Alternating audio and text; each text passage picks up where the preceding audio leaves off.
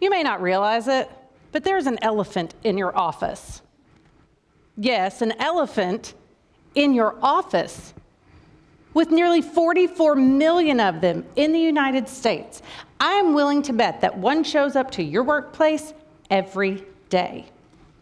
Who is this elephant? A single parent, veteran, person age 55 and older. No, the elephant in your office is a person experiencing a mental illness. Does that surprise you? NAMI, the National Alliance on Mental Illness, tells us that 1 in 5 U.S. adults experiences a mental illness in any given year. Most of them are employed. So if I assume you all have a job, I bet we can do some quick math and figure out who's mentally ill. You ready? 1, 2, 3, 4, you. 1, 2, 3, 4, you, ma'am. 1, 2, 3. Uh-oh, y'all, people are getting nervous. I see your faces. Not me, it's not me.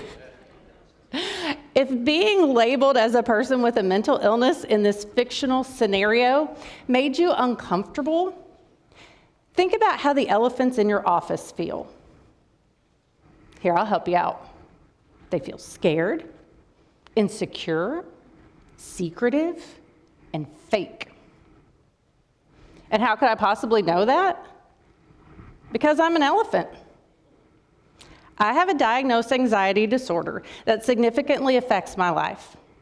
I have worked really hard to accept that that's how I was made and that it's not a character flaw, that I am still smart and a good mom and a good employee, even though I struggle sometimes. But saying that out loud, up here, in front of all you people, it still makes me want to throw up, I'm not gonna lie. But that's why I'm here tonight. Okay, wait, no, not to throw up, but to give voice to the millions of people like me who show up for work every day, fighting an invisible battle in their head. To tell you what it's like for us in the workplace, because if you don't know, how can you possibly help create an environment in which we can all be successful? But before we get to success and elephants and environments, I think you need some basic information. We all have mental health, just like we have physical health. And over the course of your life, or, well, really the course of a week, you could move from good health to poor health. It's a continuum. Now, most people spend their time over here in the good health part of the continuum. Unfortunate things may happen that move them toward the poorer side, but eventually they come back. Like divorce. Leading up to a divorce, during the legal process, and immediately after, it would be normal to find a person over here on the poorer side. They have emotions to handle and they have feelings and changes to deal with, but eventually they make their way back. Now, on the opposite end of our continuum are people with a serious mental illness, meaning their disorder causes serious functional impairment. Schizophrenia and psychotic disorders are examples of serious mental illness. These people, by virtue of their diagnosis, stay on the poorer end of our continuum. So what's in the middle? That, my friends, is where we find the elephants. Particular to our discussion this evening, there are 3 kinds of elephants in the middle of our continuum: amazing mammoths, invisible elephants, and rampaging pachyderms. They all have their own characteristics, but they can show up in your workplace. And knowing how to identify and support them is the key to business and even financial success. So leading the pack this evening are the amazing mammoths. Amazing mammoths are employees with an adjustment disorder, meaning they have great difficulty coping with or adjusting to a particular source of stress. Have you ever been to the circus? Yeah, imagine with me that we're all at the circus, okay? Center ring, spotlight shining down. There is a giant elephant, and it is balancing on a tiny little ball. Can you see it? Okay, that ball is your employee, and the elephant is an external stressor weighing on them. Now, external stressors are things like the death of a loved one, diagnosis of a serious health condition, being the victim of a crime or a natural disaster, or really any major life upheaval.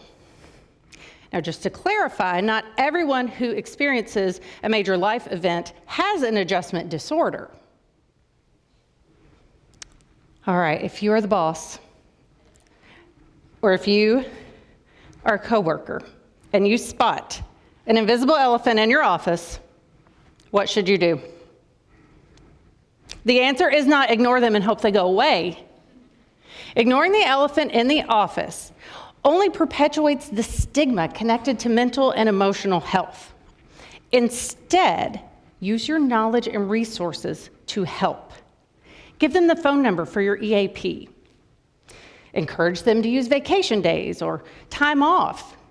Being distracted while on the clock is more costly to your business than an employee taking a short leave of absence to handle their situation. Moving on to the next herd, the invisible elephants. These are my people.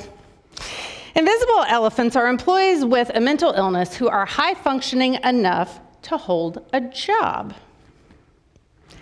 They're the Goldilocks of our mental health continuum. Too sick to think this will pass, but not sick enough to leave the workforce.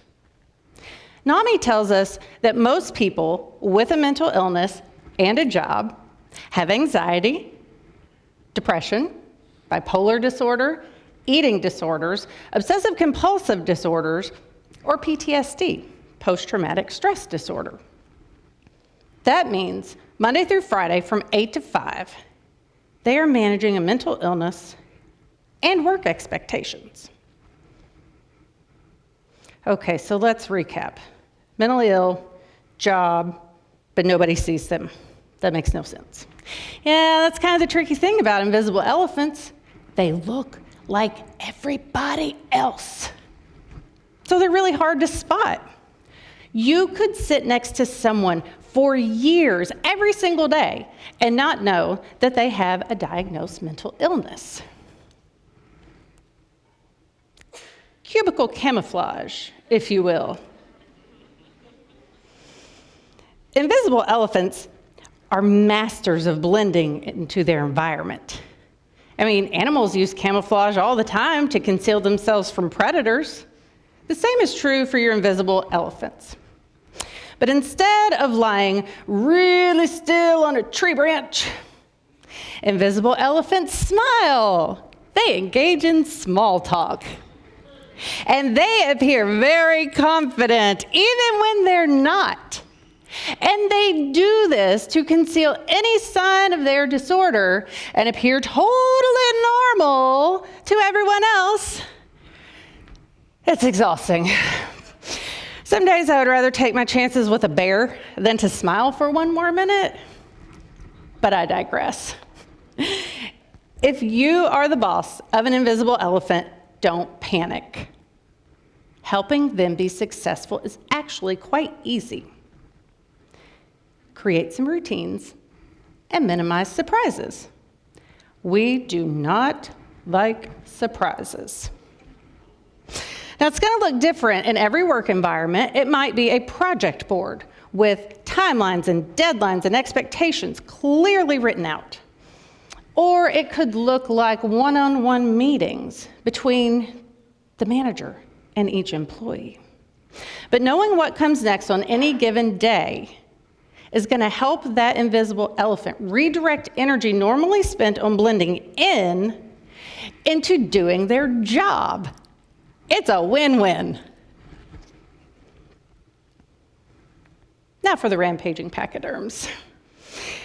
Rampaging pachyderms are employees with a psychiatric disorder who experience a very unexpected bout of poor behavior at work.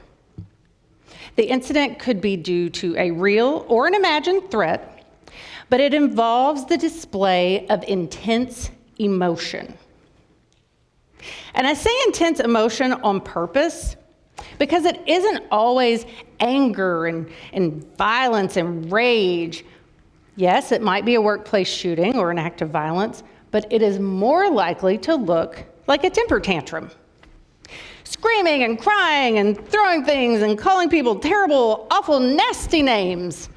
It might look like a social media post where a person goes on a huge tirade about how awful their company is or how a certain manager is the stupidest person ever. Eye roll, side eye, thumbs down. Now, due to the intense nature of these episodes, you can't really just stop one once it starts, but you can keep it from escalating. How? Above all else, remain calm. Speak softly. Unfueled rage quickly fades. Call for backup if you need it, and follow your policies and procedures. Following your policies and procedures related to behavior will protect you, the employee, and the business. It's also important to acknowledge that an incident like this in the workplace can be traumatic.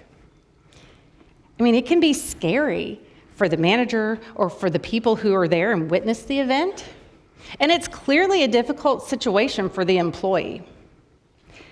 And while you can't go back and undo what's been done, you can address the situation honestly and then move forward with hope, understanding, and compassion.